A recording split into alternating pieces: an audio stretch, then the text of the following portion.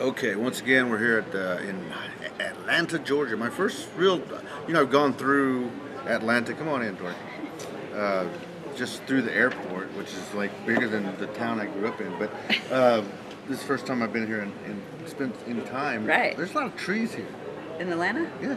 Oh, I didn't notice so much. Yeah. This is Dore Bietz. This is my partner in crime for many years, and they got a lot of these here. In Peaches, Atlanta peaches. They are famous for that. And I was going to say, speaking of peaches, Oh yeah. Dore Bietz is with us right here from Tuolumne. Tuolumne, yep. And how do we remember how to say it? Tuolumne, follow me to Tuolumne. Follow me to Tuolumne. Yes. Yeah. Exactly. Yeah. Anyway, nice to see you Yeah, again. you too. It was very. We were part of the 1996 96. That's class it. of AIO, American Indians for Opportunity Ambassadors. Yes. And Great class. Best class ever. That's right. Still tops. Right.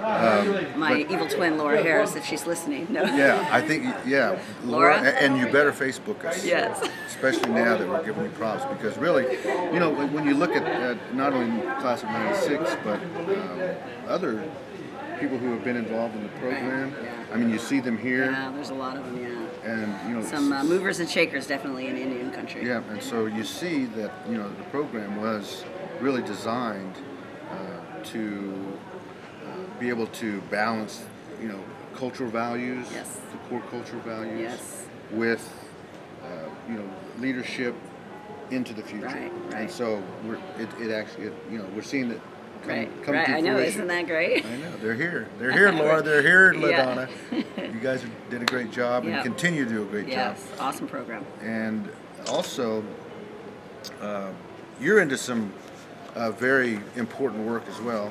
It's and I just mentioned it, the Tribal Emergency Management Association. Yes. You've got a booth just right over here. Yep. And tell us more about ITEMA.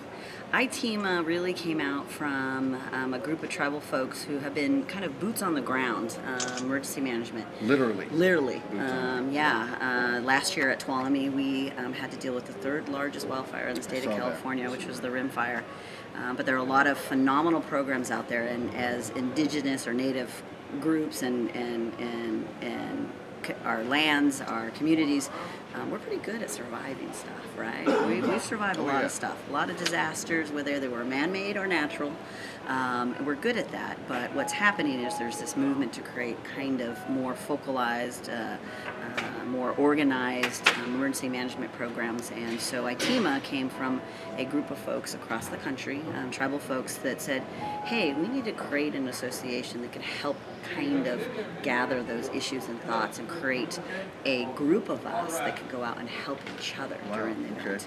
Instead of waiting for the Bureau of Indian Affairs or FEMA, who are great, but we're creating this group of folks that can help in the event of a disaster or emergency. And so this is our third year here actually at NCAI, and we are providing the first responders for the conference. We're several of us, including myself, that are medically trained, whether we are EMTs, we have a paramedic as well. And so we offer that for free to NCAI and the group that's here. Instead of waiting for calling 911, we're here right there. So we provide that service and really try to promote community preparedness. We're big on CERT, which is Community Emergency Response Teams. We created a tribal CERT at Tuolumne. A lot of tribes have created tribal CERT. It's a 20-hour program where you teach folks basic life-saving skills, whether it's first aid type or search and rescue or putting out light fires. You're creating a group of folks who are empowered that can handle some very small things until the paid first responders actually get there. So if you think about big disasters, earthquakes, fires, tsunamis, hurricanes, things that are happening in our tribal communities, if we don't have a paid first responder program already, and many tribal communities don't, we sit and wait. What do? As tribal communities, we're the first there anyway. Right. We go running, but now we're trying to develop so that you have some skills that you actually can help save a life. And a structure. Of it. And so it's really where empowering. I'm from, Tornado Alley. Right. And it's getting worse. Right. And it does seem, and I don't know if it's getting worse or there's just more people you know, back in the old days, maybe there was tornadoes dropping all over, but just nobody lived there. It's a combination of both. Mother Nature's not happy. Right. Climate change is changing the pattern of what we thought was normal. And our tribal communities for many years were used to floods, right? We're used to fire. Those are things that regenerated the earth for us and created. We were used to that. Now we're getting things that are happening more frequently and maybe never happened in our tribal communities. Those are the things that we want to empower tribes to be ready for and prepared for. Because we know we're around, right? We're going to survive it again. We're good at responding. We are very good at responding. But now we're going to take it back and kind of trying to do a little bit more planning and think ahead and actually put it down and think about all the risks that we might have in our communities. And so where are you guys based? Are you based? So we are a 501c3 out of Reno, Nevada. We're kind of all over the country. We have board members in New Mexico, California, in Florida. We have them all over. So we're kind of all over. We get on phone calls and we talk. We assist the Bureau of Indian Affairs in their emergency management. They're what they call Tribal Assistance Coordinating Group with FEMA when there is a disaster. One of us will actually get on the phone and be a resource if needed.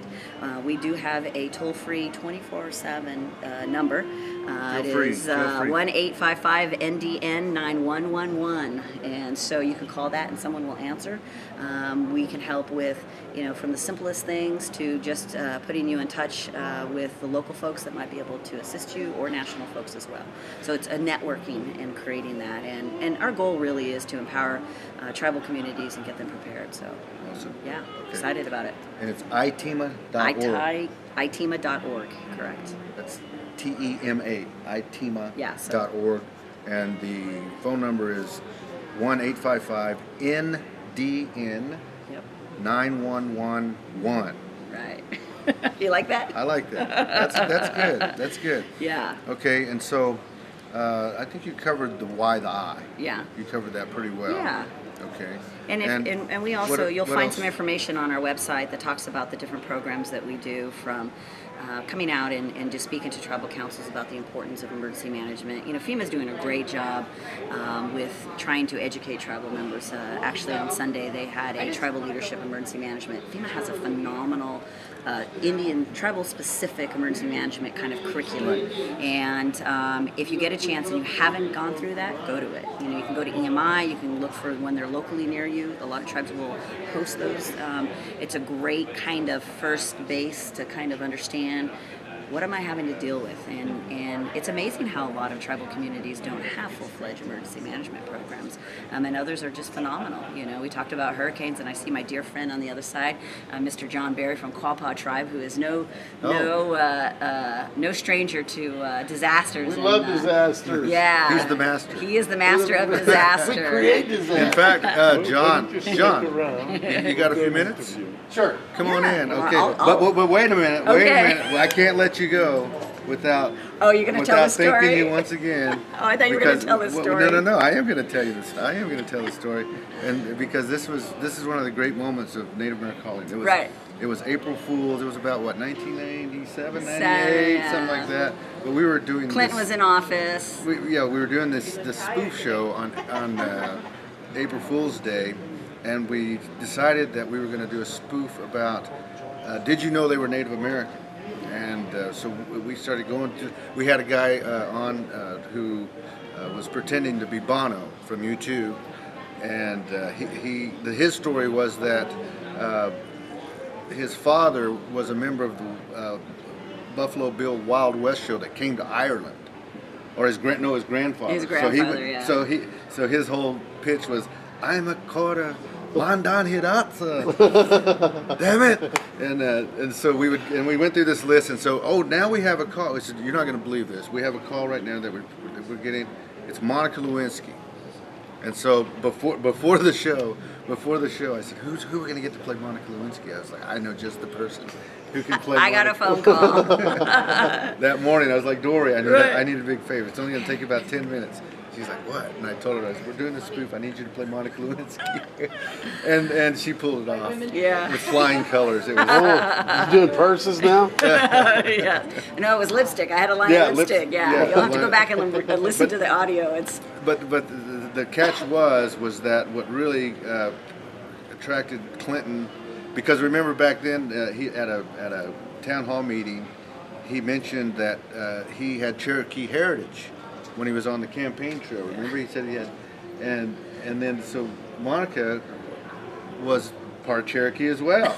And that's how her and Clinton got together in the first place, because they had this shared heritage, and so that was really fun. It was one of the memorable moments. I know, it was great. So great seeing you. Yeah, You're it's awesome. good to see you It's been too. a great job. Good luck with all of us. Thank you very much. All right. NativeMediaNetwork.com. Don't right. forget to tell everybody about it. I will. I'm going to go right now. Okay. Okay, All right. sounds good. Tweet it out. for All us. right.